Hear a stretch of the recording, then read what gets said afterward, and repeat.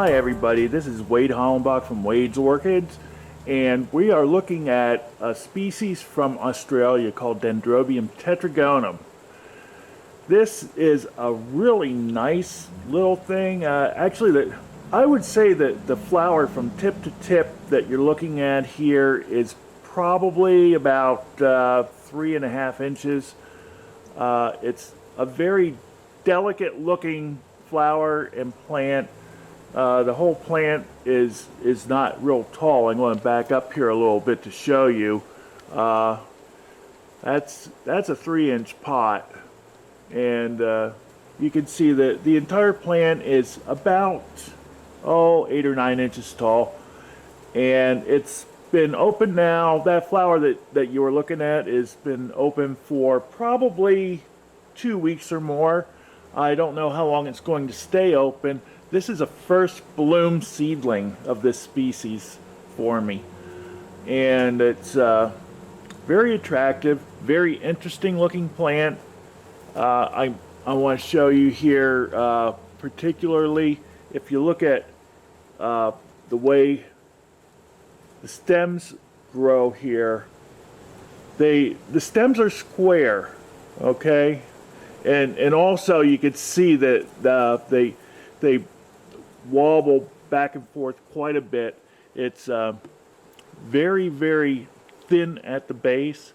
Most of these are end up being mounted from what I've heard, and I think I'm going to mount this when it's in fully active growth this summer. Now, even though it's a first bloom seedling, I want to turn this around and show you.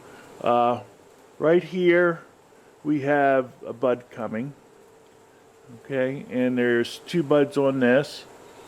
There may or may not end up being some buds from these newer canes, and there's also, if you can see it, a bud right there, or 2 buds actually, and there's a spike coming there. I don't even know how many buds it's going to have.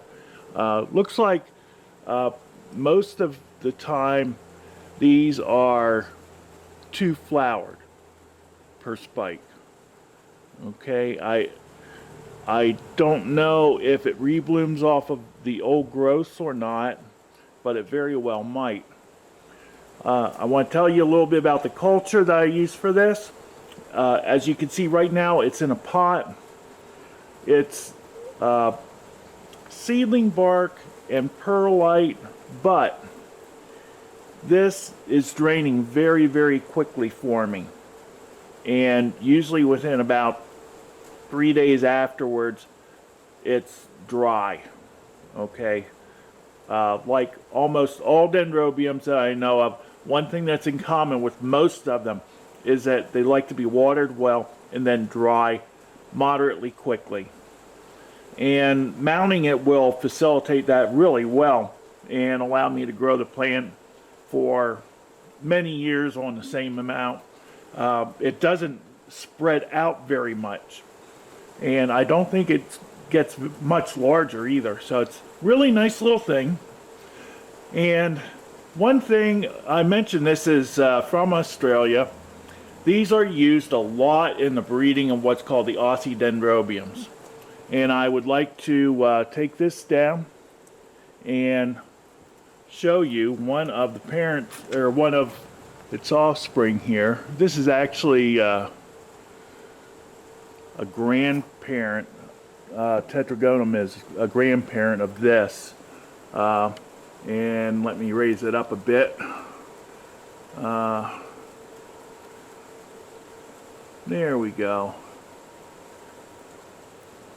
and I'll zoom in for you here.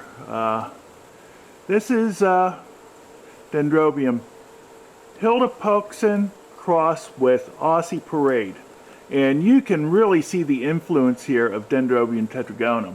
The shape is very, very much like it, only it's a little bit more full.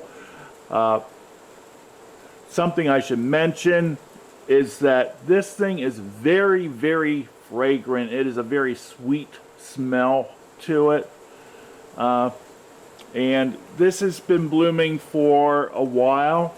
It's bloomed off of some of the smaller spikes, and this does rebloom off of the old spike or old canes here. So you will get a lot of flowers off of a plant once it fills this pot up. And now these flowers themselves are not any larger than tetragonum.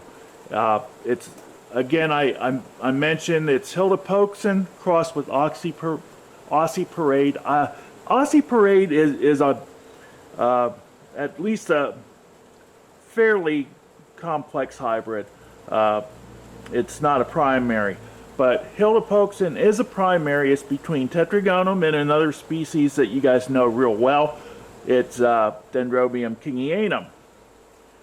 Okay, we are seeing not too much evidence of the kingianum in this, but it's a nice little thing, and it seems to bloom very, very easily.